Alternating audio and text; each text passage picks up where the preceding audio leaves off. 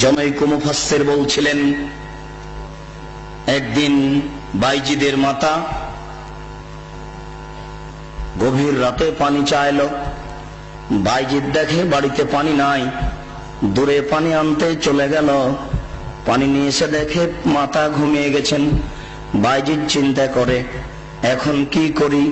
আমি যদি গিলাস রেখে ঘুমিয়ে যাই, আমার মাতা যদি আবার রাতের কোনো অংশে পানি চান, আমি যদি নির্ধারিত সময়ে পানি দিতে না পারি, তাহলে আমি উপযুক্ত সন্তান হতে পারবো না। এই বলে বাইজিদ গিলাস হাতে করে মায়ের মাথার পাশে দাঁড়িয়ে থাকলো। সকাল হয়ে গেল, মায়ের ঘুম ভেঙে গেল। মা দেখেন পাশে বাইজিদ দাঁড়িয়ে আছে। বাবা বাইজিদ, তুমি কেন দাঁড়িয়ে আছো? আম্মা, আপনি সন্ধ্যা রাতে পানি চেয়েছিলেন, দেখি বাড়িতে পানি নাই, দূরে পানি আনতে চলে গেলাম। পানি নিয়ে এসে দেখি আপনি ঘুমিয়ে গেছেন। আমি চিন্তা করলাম, গিলাস রেখে যদি ঘুমিয়ে যাই, আপনি যদি রাতের কোনো অংশে পানি চান, উপযুক্ত সময়ে পানি দিতে পারবো না, আমি উপযুক্ত সন্তান হতে পারবো না। এই জন্য আমি গিলাস হাতে করে আপনার মাথার পাশে দাঁড়িয়ে আছি। মা গিলাসটা হাতে করে পানিটুকু পান করে নিয়ে বাচ্চাকে শয়ে দিয়ে আল্লাহর দরবারে প্রার্থনা করতে লাগলেন, প্রতিপালক, আমি বাইজিদের প্রতি সন্তুষ্ট হয়ে গেছি, তুমি বাইজিদকে কবুল করে নাও, বাইজিদকে বড় আলেম করে দাও। মায়ের দোয়া কবুল হয়ে গেল, বাইজিদ বড় আলেম হয়ে গেলেন। ঘটনা মিথ্যে। মায়ের দোয়া কবুল হয়ে যদি বাইজিদ বড় আলেম হতেন, তাহলে বাইজিদ একথা বলতেন না। বইয়ে লেখা আছে, বাইজিদ একদিন বলেন, বাহাস্তুল্লাহ, আল্লাহকে আমি খুঁজলাম, কোথায় আল্লাহ? আইন আল্লাহ, আল্লাহ কোথায়? খুব খুঁজলাম, ফামাওয়াজাদতুহু, আল্লাহকে খুঁজে পেলাম না। ফায়জান আল্লাহ, দেখি আমি নিজেই আল্লাহ। বাইজিদ একদিন দেখেছেন নিজেই আল্লাহ। তাহলে মায়ের দোয়া কবুল হলো কি করে? ভুল পথে কি মায়ের দোয়া কবুল হয়? তা হয় না। যারা এই বাউল ফকির এই জিকির প্রথা চালু করেছে, তার কয়েকজন বড় হোতার একজন বাইজিদ, এক ইমাম গাজ্জালি, মনসুর হাল্লাজ, এরাই হচ্ছে এই আপনার অন্ধকারে জিকির নীতি চালু করেছে। তারাই বলেছে পীর মুরিদের 22টি নীতিমালা আছে, তার মধ্যে একটি নীতিমালা হচ্ছে মুরিদ থাকবে পীরের হাতে, মৃত ব্যক্তি যেমন গোসল দাতার হাতে, গোসল দাতা মৃত ব্যক্তিকে ইচ্ছে মতো গোসল দেওয়ায়। গোসল দাতা মৃত ব্যক্তির কোন জায়গায় কোন অঙ্গে হাত লাগালে মৃত ব্যক্তি কি বলতে পারবে যে আমি ইতস্তবোধ করছি বা লজ্জাবোধ করছি? এটা কি মৃত ব্যক্তির বলার ক্ষমতা আছে? মৃত ব্যক্তি যেমন কিছু বলতে পারে না, কিছু বলে না, ঠিক মুরিদও তেমন পীরের হাতে।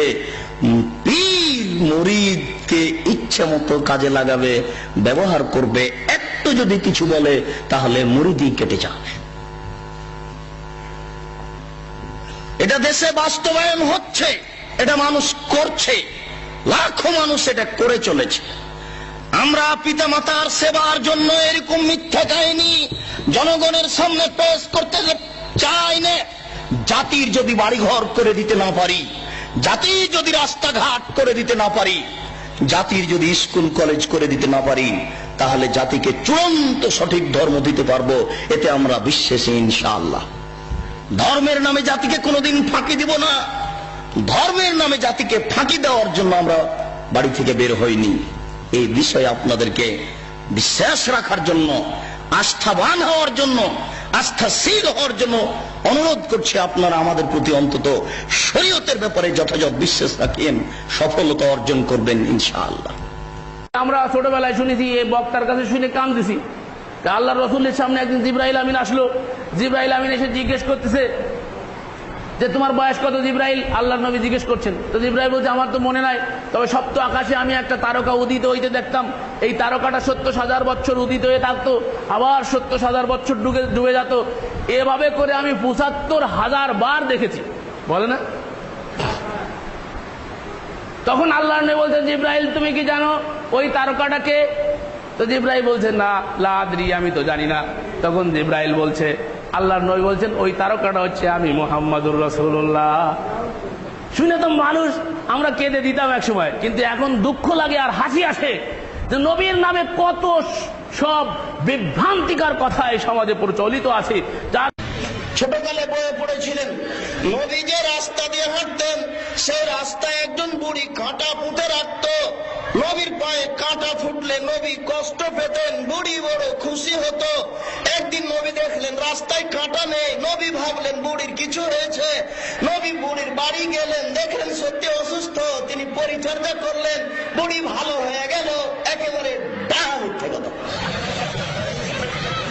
লেখকের বিচার হবে, শিক্ষকের বিচার হবে, ছাত্রের বিচার হবে খুব কঠিন কথা।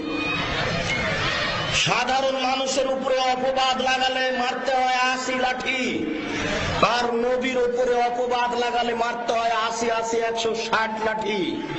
লেখক 160 লাঠির হকদার। তারপরে ওই যে মিরাজের রাত্রে অস্বীকারী কি হয়ে গেল, ওই পুরুষটা যে অস্বীকার করলো, এদিক থেকে ডুব মারলো আর ওইদিকে নারী হয়ে গেল। তারপরে তার ছেলে মেয়ে হলো, সে বসবাস করলো অনেকদিন, 27 বছর বসবাস করে ফিরে আবার যখন পানিতে ডুব দিল, আবার সেই ঘাটে উঠে আসে দেখি স্ত্রী মাছ কুটতে রেখে গেছিল, আসে দেখে যে স্ত্রী মাছ কুটতেছে, এর ভিতরে 27 বছর অতিবাহিত হয়ে গেছে। এই মর্মে বক্তারা খুব বিনিয়ে আপনাদের সামনে বক্তব্য রেখে থাকে সম্পূর্ণ জাল ভিত্তিহীন কথা, এর কোনো দলিল